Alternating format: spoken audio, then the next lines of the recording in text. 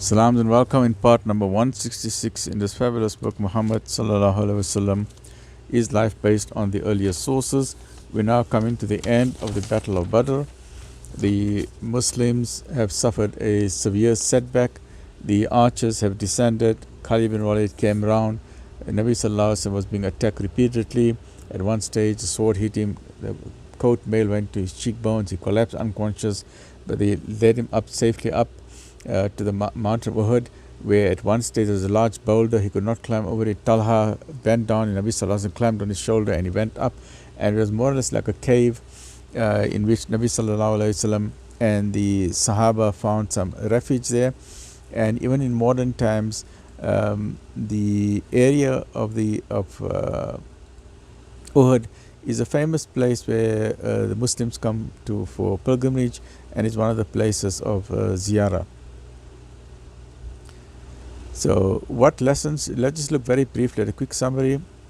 Lessons that we can learn from the Battle of Uhud. One is to obey the leader. The Prophet Muhammad ﷺ asked the guardians of the hill not to depart on their own, but they did with disastrous consequences.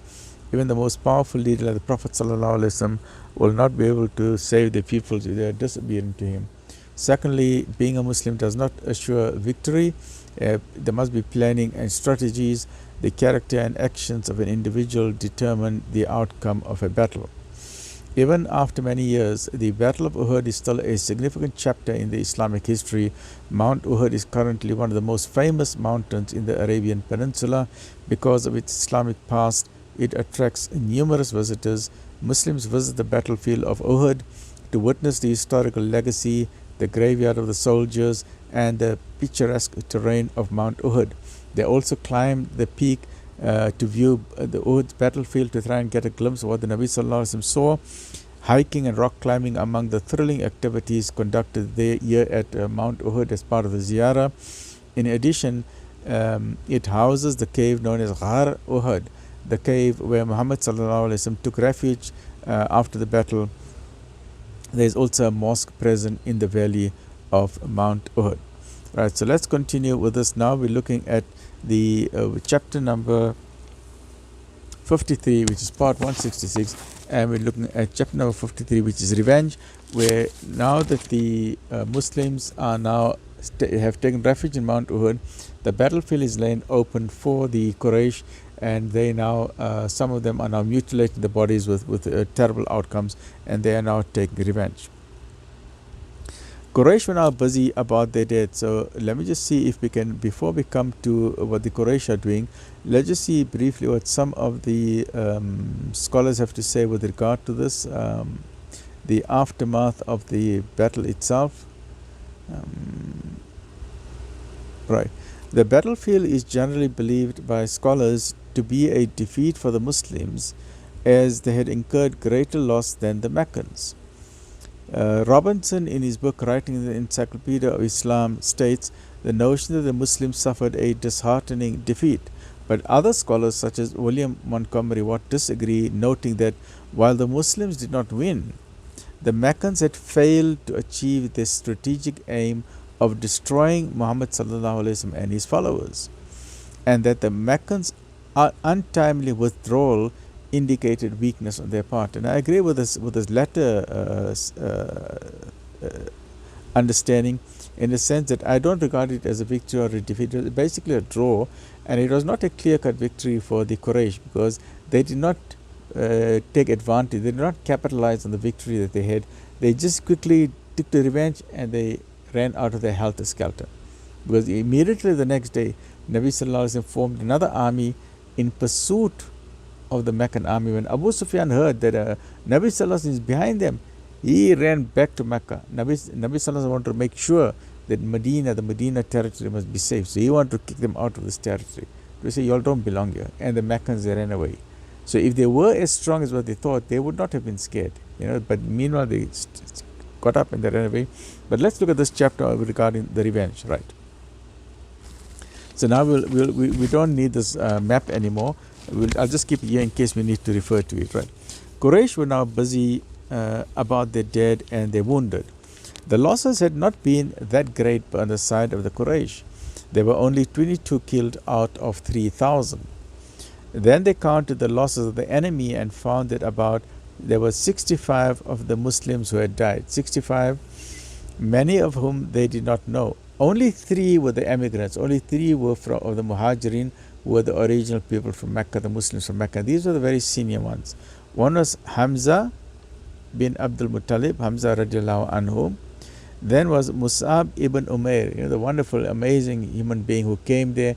Nabi Sallallahu Alaihi Wasallam sent him at the pledge of Aqaba to go in, and he was the vicegerent, he was the ambassador of Nabi Sallallahu Alaihi Wasallam, and he did a fabulous job. He was that very, very wealthy young fellow, who had the most amazing designer outfits, designer clothes, designer shoes, amazing perfume. He was the most handsome, the eligible bachelor of Makkah. And when he became his Muslim, his family just inherited him, just owned him. And we know the whole story. And he is the one when the Quraysh army were coming to attack Nabi Sallallahu Alaihi Wasallam, he stood. He was the standard bearer. They chopped his one arm. He held the standard with the other arm. They chopped his other arm. He tried to hold the standard bearer with his 2 stumps. And famously, when they were burying him as a shaheed, then he did not even have the cloth. When they tried to cover his head, his feet were exposed. When they tried to cover his feet, his head was exposed. He was this fabulously wealthy person. One of the most, he was not one of the most, he was the wealthiest heir or inheritor of his father's entire empire. He gave all of that up for Deen al-Islam and for the love of Nabi Sallallahu Alaihi Wasallam. Right. A few other bodies at some distance from the center of the field, wounded as well as dead, escaped their notice. Among these was Shamas, still alive but unable to move. So some were still injured on the battlefield. In vain, but the main thing they were concerned about is looking for the body of the Prophet ﷺ, because that's what the rumor was, that he had died. So they're looking everywhere. They're not interested in anybody else. They say, where is he? Because we need to find out where is he. And that is why the battle was over, because they said, no, he had died. So in vain they searched for the body of Muhammad ﷺ. And while they were doing so, Washi, remember Washi the Abyssinian, who treacherously assassinated or killed or murdered Hamza radiallahu anhu, not in a fair fight, but from behind his back, went back to the body of Hamza radiallahu anhu, ripped open his belly, cut out his liver, and brought it to Hind. And then he asked Hind, what shall be mine for slaying the slayer of your father? And Hind said, you will get all my share of the spoils. And then he told her, this is Hamza's liver. He said, and she took it from him and bit away a piece of it, chewed it, swallowed a morsel in fulfillment of a vow, and spat out the rest of the liver. Show me where he is. So Washi took Hind to the body of Hamza radiallahu anhu, and she cut off his nose and ears and other parts of his flesh.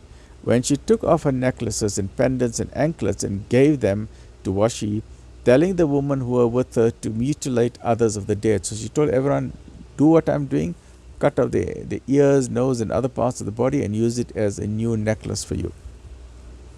They all made for themselves ornaments of vengeance with what they cut from the bodies of the Muslims, and Hind mounted upon a rock and uttered a chant of triumph. 1 or 2 men of Quraysh also sought to slake their thirst for revenge by mutilating the dead, but their Bedouin allies were outraged, because this was unheard of among the chivalrous honor among the Arab tribes, that you don't mutilate the dead. This is something you're crossing the red line, you don't do that. So Abu Sufyan was striking the side of Hamza's mouth with the point of his spear and saying, taste that, you rebel. When Hulais passed by, the leader of one of the clans of Kinana, in a loud voice, he said it so that Abu Sufyan could hear. He said, O sons of Kinana, can this be the Lord of Quraysh? They say, is this the Abu Sufyan, who is the chief of Quraysh, who is acting in such a disgusting and cowardly manner, by poking the face of a corpse of Hamza radiallahu anhu, to do that. This is not what the Arabs would normally do, right? So he says, O sons of Kinana, can this be the Lord of Quraysh, who is doing what you see with the body of his dead cousin? And Abu Sufyan said, confound thee, tell not of it. A slip it was no more. And Abu Sufyan got scared. He said, keep your mouth quiet. Keep your mouth quiet. I just made a mistake. I made a mistake. I didn't mean to poke him like that. My spear slipped, right? Meantime, Abu Amir came upon the body of his son Hanzala, that young bridegroom who has now died, and grievously lamented over him, saying, did I not warn you against this man, referring to the Prophet ﷺ? But he said, but you were a dutiful son unto your father, you had a noble of character in thy life, and in your death you lay with the flower of thy companions. If God requite with good this slain one, he pointed to Hamza, or any of the followers of Muhammad, may he requite thee with good. Then he looked sternly at Hind and the other woman and said in a loud voice, O Quraysh, let not Hanzala be mutilated. So he's warning the other woman, you don't touch my son, right? Let not Hanzala be mutilated. What thou, he was my adversary and yours. And they respected his wishes, so they left Hanzala alone. It was now presumed that Ubay had not been mistaken, and that the Prophet ﷺ was with his army somewhere on the high ground above the plain. But the battle was over. There could be no question of attacking the mountain. They said there is no way they're going to go up that mountain and continue with the fight. They said, no, we've had enough. And the slaves had already been told to strike camp. So the people already packing up the camp and going already on the way to Mecca. So when they had buried their own dead and taken their full of revenge on the enemy dead by mutilating the bodies, they loaded the armor and whatever else they had stripped from them onto the camels and prepared to set off. But before they did so, Abu Sufyan mounted his chestnut mare and rode to the foot of the mountains, to the nearest point where the Prophet ﷺ and his companions had been stationed, and shouted at the top of his voice, war goes by turns, and this is a day for a day. Exalt thyself, he's referring to his deities, O Hubal, make prevail your religion. So the Prophet ﷺ told Umar radiallahu anhu to go and answer him by saying, God is all highest, supreme in majesty. We are not equal. Our slain are in paradise, yours are in fire. So Umar radiallahu anhu went to the edge of the precipice below which Abu Sufyan was standing and answered him as the Prophet ﷺ had said, whereupon Abu Sufyan called up to Umar, having recognized his voice, and said, I adjure thee, Umar, by God, have we slain Muhammad? And Umar replied, no, by God, but he is even now listening to what you are saying. So Abu Sufyan then said, I take your word for it as truer than the word of Ibn Kamiyah. Then Abu Sufyan turned to go, but he turned back once more and he added, some of your dead have been mutilated. By God, I take no pleasure in that, neither am I wroth. I forbade it not, nor did I command it. He said, I got nothing to do with it, right? Then he said, Badr be your meeting place with us next year. He said, next year we're going to meet you at Badr. This is not over. Hearing this, the Prophet ﷺ sent another of his companions to the edge of the cliff to shout his response, that is a binding trust between us. The word trust means meeting. He said, that is a meeting and we're going to keep you. The Prophet ﷺ told him, we're going to meet you at Badr next year and don't escape. And as we know, the Prophet ﷺ went for the meeting, but Abu Sufyan did not come, right? So Abu Sufyan rode to where his army was waiting for him at the further side of the plain, and they set off towards the south. It was too far for Umar to discern clearly their formation, so the Prophet ﷺ sent Sa'd of Zuhra down to the plain to follow them and see what they were about. The Prophet, and he said, if they are leading their horses and riding their camels, it means they are heading for Mecca. But if they are riding their horses and leading their camels, then they are going towards Medina. So the Prophet ﷺ does not know, are they going on the way to attack Medina or are they returning home? We need to know, because we need to defend Medina. And by him in whose hand is my soul, if that is their aim, if they want to attack Medina, I will overtake them and I will fight them. Now look at the vigor. The Prophet ﷺ is still ready to fight. He said, we need to protect Medina. Go see where they're going. In what direction are they going? Sa'd went down to the gully where the Prophet ﷺ stallion, Sakab, had been tethered ever since their arrival at Uhud, and having ridden after the Meccans until he had a clear sight of them, he then hastened back with the glad tidings that their horsemen were on camelback, leading their horses beside them. That means that they were on the way to Mecca and they're not going to attack Medina. As one of them said in after years, namely Amr, who had taken part with Khalid in the decisive cavalry charge, we had heard that Abdullah ibn Ubay had returned to Medina with a third of the army, and that some men of Aus and Khazraj had stayed in the city. Nor could we be certain that those who had retreated would not return to the attack, and many of us were wounded, and nearly all our horses had been pierced by arrows, so we went on our way. So the Meccans were not interested in fight.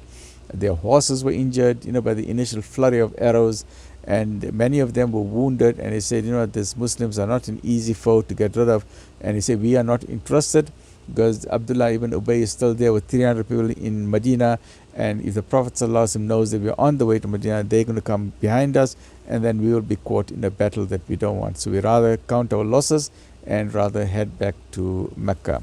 And that brings us to the end of the Battle of Uhud. But now we just have one more section left. There's a chapter which has to do where before Nabi Sallallahu Alaihi Wasallam left the battlefield. We're going to look at chapter 54, which is the burial of martyrs, which is a bit of a sad incident, but it gives us some lessons as to how the martyrs should be buried. Stay well, look after yourself. Alhamdulillah Rabbil Alameen.